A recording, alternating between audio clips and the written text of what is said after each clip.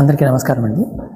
ఈ వీడియోలో మనము పెరటి కోళ్ళల్లో ముఖ్యంగా వచ్చేటువంటి కొన్ని రకాల వ్యాధులు, వాటి నివారణ, చికిత్స వాటి గురించి అయితే నేను మీకు ఎక్స్ప్లెయిన్ చేస్తాను. సో వీడియో స్టార్ట్ చేసేదానికంటే ముందు ఒక చిన్న చిట్కా ఇస్తాను అందరికీ. ఏంటంటే కోళ్ళు, ముఖ్యంగా పెరటి కోళ్ళు పెంచుకునే వాళ్ళు ఏం చేస్తారంటే ఒక అల్లము, వెల్లుల్లి తెలుసు కదా, 15 రోజులకు ఒకసారి ఒక మిశ్రమం లాగా మిక్సీ కొట్టేసి దాన్ని అవి తినే దానాలో కానీ లేదా అవి తినే గింజల్లోనో అన్నంలోనో కలిపేసి పెట్టేసేయండి. అప్పుడప్పుడు పెడుతూ ఉంటే బాగా అరుగుదలకు రావడం కానీ లేదా శ్వాస బాగా గాలి తీసుకోవడానికి కానీ ఉపయోగపడుతూ ఉంటాయి. సో ఇప్పుడు అసలు కంటెంట్లోకి వెళ్ళిపోతాము.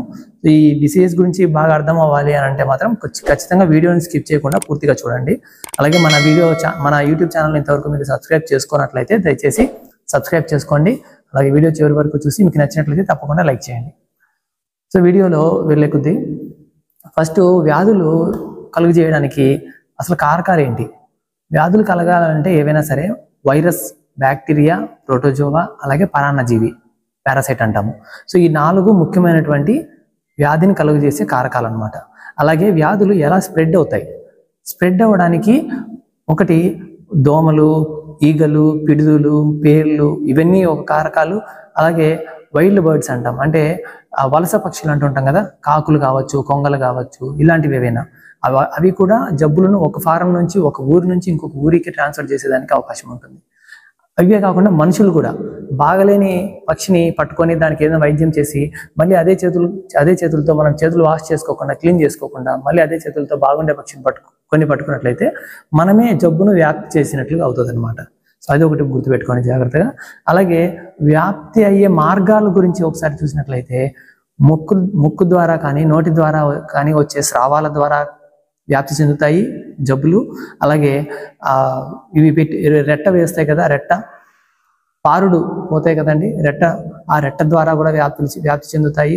అలాగే డైరెక్ట్ కాంటాక్ట్, ఒకటికొకటి కాంటాక్ట్ అవ్వడం వల్ల, అలాగే స్మెల్ పీల్చుకోవడం వల్ల, ఇట్లా పలు రకాలుగా వ్యాధి అనేది వ్యాప్తి చెందడానికి అవకాశం ఉంటుంది. సో ఈ మార్గాలన్నీ కూడా మనం ఫస్ట్ చూసినట్లయితే ఆ మార్గాలను నివారించుకుంటే ఆటోమేటిక్గా వ్యాధులు అనేవి నివారించినట్లే అవుతుంది. అది ఒకటి. తర్వాత కోళ్ళల్లో ముఖ్యంగా పశువుల్లాగా కాకుండా కోళ్ళల్లో ఏ జబ్బు వచ్చినా సరే కామన్గా కొన్ని లక్షణాలు ఉంటాయి. ఏంటంటే దగ్గడం, తుమ్మడం, ఇంకా అవి నీళ్లు తీసుకోకపోవడం, సరిగా అన్నం తీసుకోకపోవడం, అన్నం తినకపోవడం, అలాగే రెక్కలు వాలిపోవడము, అలాగే ముడుక్కొని కూర్చొని ఉండడము సైలెంట్గా, అలాగే మోషన్ అంటే పారేది ఎక్కువగా ఉండడము. సో ఇవి కామన్ లక్షణాలు అనమాట చాలా వరకు. సో ఈ లక్షణాలను బేస్ చేసుకొని ఈ వ్యాధి, ఈ వైద్యం అని చెప్పేదానికి అవకాశం లేదు. అందువల్ల మామూలుగా పశు వైద్యులు కూడా చాలా వరకు మీరు ఏ లక్షణాలు చెప్పినా సరే కామన్గా ఒకటే యాంటీబయాటిక్ లేదా ఇవ్వడం జరుగుతూ ఉంటుంది. సో దాని గురించి ఇంకొంచెం డీటెయిల్గా చర్చించుకుందాం మనం ఈ వీడియోలో. ఇంకొక ముఖ్యమైన విషయం ఏంటంటే వైరస్ ద్వారా వచ్చే జబ్బులు ఏవైనా సరే వాటికి ఏ యాంటీబయాటిక్ ట్రీట్మెంట్ ద్వారా నయం చేయలేదు. కాబట్టి వాటికి మనము వ్యాక్సిన్ వేసుకోవడం ఒకటే మార్గం. సో ఈ వ్యాక్సిన్స్ ఏ వ్యాధికి ఎప్పుడు వేసుకోవాలి అని ఆల్రెడీ ఒక చిన్న వీడియో చేస్తున్నాను. దానికి ఆ వీడియోకి సంబంధించిన లింక్ అనేది ఈ వీడియో కింద డిస్క్రిప్షన్లో ఇస్తాను, అది ఒకసారి చూడండి. సో వ్యాక్సిన్స్ గురించి మీకు అందులో క్లారిటీ వచ్చేస్తుంది. సో ఈ వైరస్కి సంబంధించినటువంటి వ్యాధుల వరకు మాత్రం ఖచ్చితంగా వ్యాక్సిన్ ఒకటే ప్రివెంట్ చేయగలుగుతుంది. బ్యాక్టీరియా, ప్రోటోజోవా, పారాసైట్లు వాటికి మాత్రం మనము మందుల ద్వారా నివారించుకోవడానికి అవకాశం ఉంటుంది. సో వైరస్ ద్వారా వచ్చేటువంటి వ్యాధుల్లో ముఖ్యమైనవి మనకు పెరటి కోళ్ళలో చూసుకుంటే రానికెట్ డిసీజ్ అంటాము, అంటే కొక్కెర తెగులు అని ఉంటాం కదా కామన్గా, అదనమాట, అది ఒకటి. అలాగే మశూచి అంటాం కదా, అంటే పాక్స్, అమ్మవారు అంటాం కదా. సో ఈ 2 ముఖ్యంగా వైరస్ ద్వారా వచ్చేటువంటి వ్యాధులు పెరటి కోళ్ళలో ఎక్కువగా మనకు ప్రాబ్లం కలిగి చేసేటువంటి వ్యాధులు అనమాట. సో కొక్కెర తెగులు వ్యాధి, ఈ వ్యాధి వచ్చిందని ఎలా తెలుసుకోవాలి? సేమ్ ఇంతకుముందు చెప్పినటువంటి కామన్ లక్షణాలు అనేవి కామన్గా ఉంటాయి. వాటితో పాటు కాళ్ళు నీళ్ళకొంపోవడము, మెడలు నీళ్ళకొంపోవడము, నడవలేకపోవడం, సరిగా కాళ్ళు పక్కకు పెట్టి నడవడము, సో ఇలాంటి లక్షణాలు. వాటితో పాటు ఆకుపచ్చ కలర్లో డయేరియా, మోషన్ పోవడము, అలాగే వణుకుతూ ఉండడము. సో ఇలాంటి లక్షణాలు మనం ఎక్కువగా చూసినట్లయితే అది ఆర్డి లేదా కొక్కెర తెగులు అని మనం నిర్ధారించుకోవచ్చు. తర్వాత అమ్మవారు లేదా మశూచి, ఇది అందరికీ తెలిసిండేది. మామూలుగా మనుషుల్లో అమ్మవారు వచ్చినప్పుడు ఎలా అయితే ఉంటుందో అలాగే అదే విధంగా కోళ్ళల్లో కూడా మొత్తం బాడీ అంతా కూడా చర్మం మీద, అలాగే తల మీద, తల పైన కోమ్స్ ఉంటాయి కదా, అలాగే గొంతు కింద గవదలు ఉంటాయి కదా, వాటిల్స్ అంటాము, వాటికి, అలాగే నోటి లోపల కూడా మొత్తం పుండ్లు వచ్చేస్తాయి అన్నమాట. ఇది అమ్మవారికి సంబంధించినటువంటి పుండ్లు. ఆ పుండ్లు మొదట్లో పుండులాగే ఉంటాయి. మనం వాటికి వెంటనే వైద్యం చేసుకోవడం అలా చేసుకోకపోతే వాటికి బ్యాక్టీరియల్ ఇన్ఫెక్షన్ జరిగి మళ్ళీ చీము పట్టేసి పసుపు కలర్లో చీము గడ్డలుగా తయారవుతాయి. ఆ తర్వాత ఇంకా కొంచెం ఇబ్బందికరంగా ఉంటుందన్నమాట. సో ఇది మనము మొదట్లోనే గమనించుకొని వెంటనే దానికి వైద్యం చేసుకోవడం అవసరం. సో ఈ రెండు కుక్కరి తెగులు అలాగే మశూచి, ఈ రెండింటికి మాత్రం ఖచ్చితంగా వ్యాక్సిన్ వేసుకోవాలి ప్రతి ఒక్క రైతు కూడా. సో దట్ కోళ్ళలో నష్టపోకుండా కాపాడుకోవడానికి అవకాశం ఉంటుంది. అలాగే వీటితో పాటు ఇంకొకటి కాక్సిడియోసిస్ అనేటువంటి ఒక ముఖ్యమైనటువంటి వ్యాధి ఉంది. అది ప్రోటోజోవా అనేటువంటి క్రిమి ద్వారా వస్తుంది. సో ఇది ఎలా వస్తుంది అని అంటే, మామూలుగా కోళ్ళు ఒక రూమ్లో ఒక షెడ్లో పెట్టి పెంచుతాం కదా, ఆ ఏరియాలో ఈ కోళ్ళు పెట్టేటువంటి పేడ, పెంట అంటాం కదా, ఆ రెట్ట, అందులో తేమ శాతం అనేది ఎక్కువగా ఉంటుంది.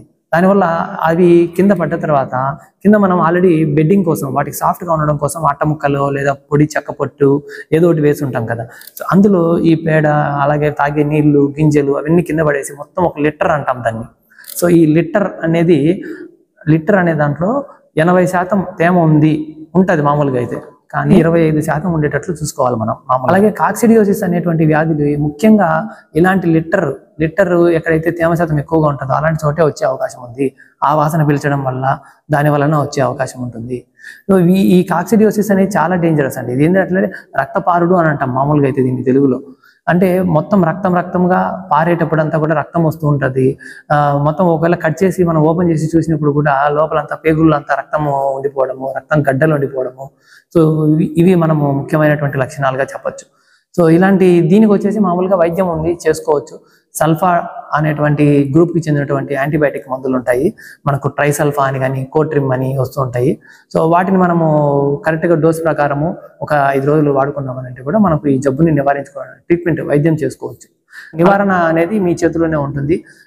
ఎట్లా అంటే ఒక 10x10 అంటే 100 చదరపు అడుగులు ఉన్నటువంటి ఒక షెడ్లో రూమ్లో ఆ లిటర్కి మనం ఏంటంటే ఒక 5 కేజీలు సున్నం కలిపేసి పెట్టేసామనంటే ఆ లిటర్లో తేమ శాతాన్ని పీల్చుకుంటాయి. అందులో ఉండేటువంటి ఆ ప్రోటోజోవా అటువంటి క్రిములు ఏవైతే పెరుగుతుంటాయి వాటిని చంపేస్తుంది ఆ సున్నమే.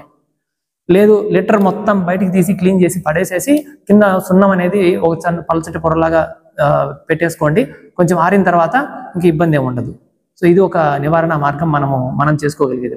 ఈ ముఖ్యమైనటువంటి ఈ 3 జబ్బుల గురించి మాత్రమే ఈ వీడియోలో చెప్తున్నాను. ఇంకా పారాసైట్లు, పరాన్నజీవుల వల్ల కలిగేటువంటి నష్టము, అలాగే బాహ్య పరాన్నజీవులు, అంతర పరాన్నజీవులు, వీటికి సంబంధించి నేను నెక్స్ట్ ఇంకొక చిన్న వీడియోలో నేను ఎక్స్ప్లెయిన్ చేస్తాను. సో వీడియో నచ్చినట్లయితే తప్పకుండా లైక్ చేయండి. Thank you.